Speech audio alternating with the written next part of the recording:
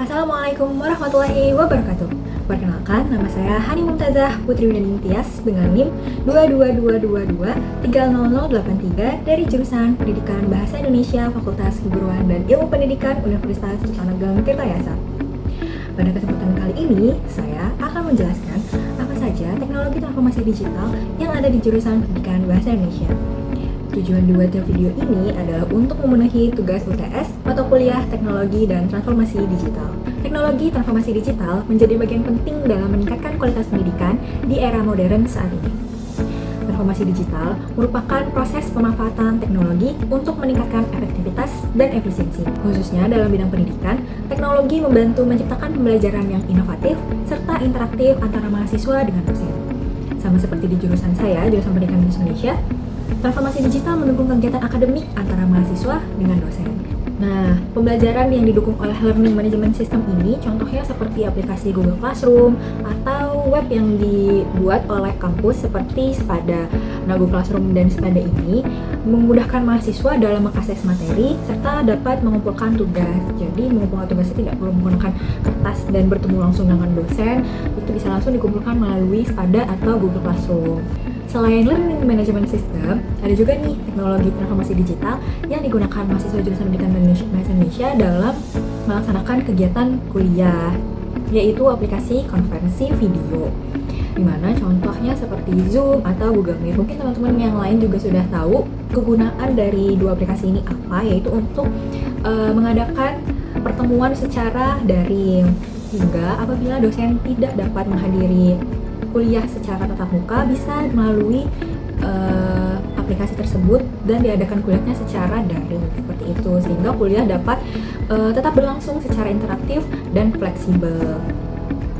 Nah, selain itu juga ada media pembelajaran digital yang didukung oleh teknologi-teknologi transformasi digital lain, yaitu ada penggunaan aplikasi seperti Canva dan Microsoft PowerPoint.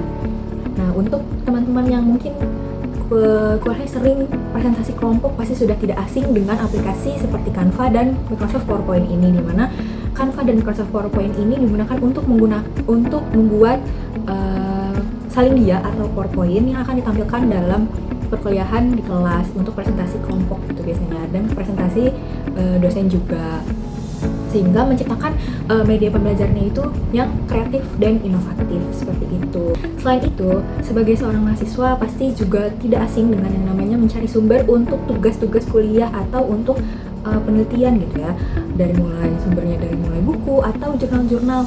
Nah, itu juga, untuk mencari sumber itu juga ada teknologi transformasi digital yang digunakan.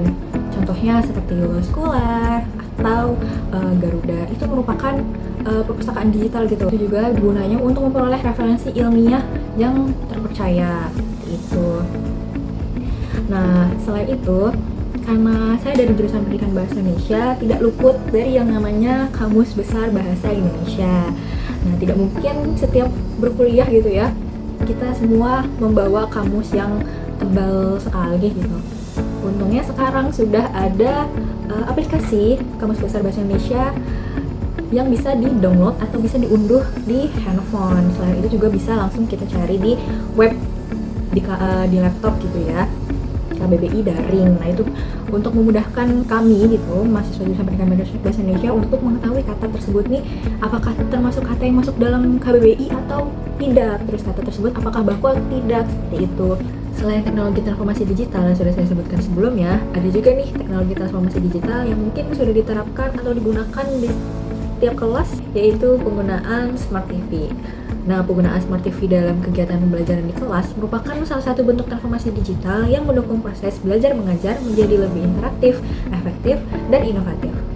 Nah, teknologi ini memungkinkan dosen dan mahasiswa mengakses berbagai sumber belajar digital secara langsung melalui layar besar yang terhubung dengan internet. Nah, Smart TV ini juga bermanfaat untuk menampilkan materi pembelajaran, seperti menampilkan slide PowerPoint. Nah, itu memudahkan penyampaian materi secara langsung. Nah, itu dia teknologi transformasi digital yang saya gunakan untuk melaksanakan perkuliahan saya di jurusan Pendidikan Bahasa Indonesia. Teman-teman sekalian mungkin bertanya apa sih sebenarnya manfaat dari transformasi digital ini? Nah, beberapa manfaat dari teknologi transformasi digital khususnya dalam dunia pendidikan antara lain mempermudah akses informasi dan sumber belajar, meningkatkan kreativitas dan inovasi mahasiswa, kemudian mendukung pembelajaran yang fleksibel dan interaktif, serta mempersiapkan calon pendidik yang kompeten di era digital serta era modern seperti ini. Dengan adanya teknologi transformasi digital ini, harapan saya semoga jurusan pendidikan bahasa Indonesia mampu mencetak serta menciptakan pendidik yang adaptif, inovatif, serta profesional. Mungkin itu saja yang dapat saya sampaikan. Mohon maaf apabila ada kesalahan dari saya. Wassalamualaikum warahmatullahi wabarakatuh.